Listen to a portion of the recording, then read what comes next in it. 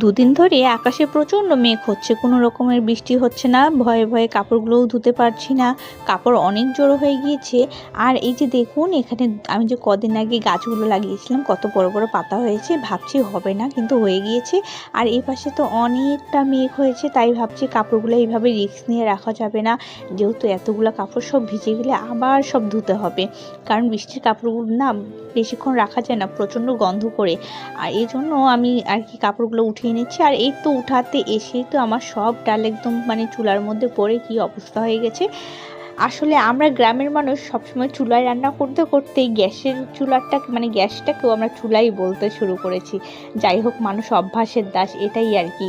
আর এ পাশে তো আলুগুলার অবস্থা প্রচণ্ড খারাপ করে বরবটি কিনেছিলাম যে ভাজি খাবো বলে, কিন্তু বরবটির অবস্থা দেখে পরে আমার হাল বেহাল হয়ে গেছে। মানে এত পরিমাণ বাছতে হচ্ছে আর এত পরিমাণ পোকা হয়েছে।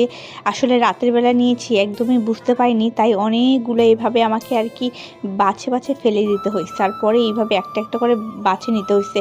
আজকে যেহেতু অনেক বরবটি, এই যে দেখুন কতগুলো বরবটি আমার নষ্ট হয়েছে, তাহলে আর কি বলবো, মানে এত পোকা পরে আর কি অনেক মানে খেতেও না খুব খারাপ লাগছিল। আবার যদি পোকা টোকা থাকে, কিন্তু অনেক ভালো করে বাছছি তারপরে আর কি এই পরে ভাবলাম যে এইভাবে বরবটিগুলো রেখে লাভ নেই, সব বরবটি আর কি রান্না করে নিই। তাই আর কি মাছ দিয়েও বরবটি রান্না করেছি, আবার বরবটির ভাজিও করেছি। তো এই তো রান্না বান্না তো প্রায় শেষের দিকে। আর এত পরিমাণ গরম পড়েছে, এইভাবে হিজাব পরে রান্না করা যে কি কষ্ট, মানে সেটা যারা রান্না করে তারাই বুঝবে। আর এই তো এই পাশে আমি মাছের তরকারিটাও আর কি কষিয়ে নিচ্ছি। আর আমি সবসময় চেষ্টা করি একটু কষিয়ে রান্না করার। যখনই আপনি একটু কাঁচা তরকারিটাকে কষিয়ে নেবেন, দেখবেন সেটার কালারটাও সুন্দর আসে আর রান্নাটাও অনেক মজা হয়। এবার যে বরবটি খেলাম, সারা বছরেও মনে হয় এত বরবটি আর কখনো খাওয়া হয়নি। যাই হোক, আজ যেহেতু মানে সব তরকারিতে আমি বরবটি দিয়েছি, কে জানে কি বলবে, এইভাবে রান্না করেছি। এর আগে কখনো এইভাবে রান্না করা হয়নি।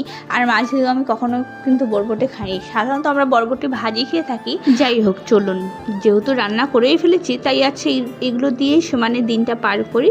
আর এই তো আপনাদের সাথে আমার কথা বলতে বলতে আমার রান্না প্রায় শেষের দিকে। আর যে পরিমাণ গরম পড়েছে, রান্নাঘরে একদমই থাকা যাচ্ছে না, তাই ভাবছি একটু তাড়াহুড়ো মানে তাড়াতাড়ি করে রান্নাটা করে নিজের কাজগুলো সেরে একটু ফ্যানের নিচে বসবো। আর একদমই ভালো লাগছে না। আর এই তো এই পাশে আমি মাছ ভাজাটাও উঠিয়ে নিয়েছি। আমি যেহেতু এটা একটু আলাদা করে, আমার আবার মাছ ভাজা অনেক পছন্দ। আমি একটু মচমচে করে মাছ ভাজা করলে সেটা দিয়ে আমি ভাত খেয়ে ফেলতে পারি। আমি আবার শুকনো ভাতটা একটু বেশি খাই। যাই হোক, এই তো এই পাশে আমার ভাজিটাও হয়ে গেছে। ভাজিটা কিন্তু অসম্ভব মজা হয়েছিল। আর এই তো এই পাশে তরকারিটাও হয়ে গেছে। আচ্ছা, তাহলে এই পর্যন্তই। আল্লাহ হাফিজ।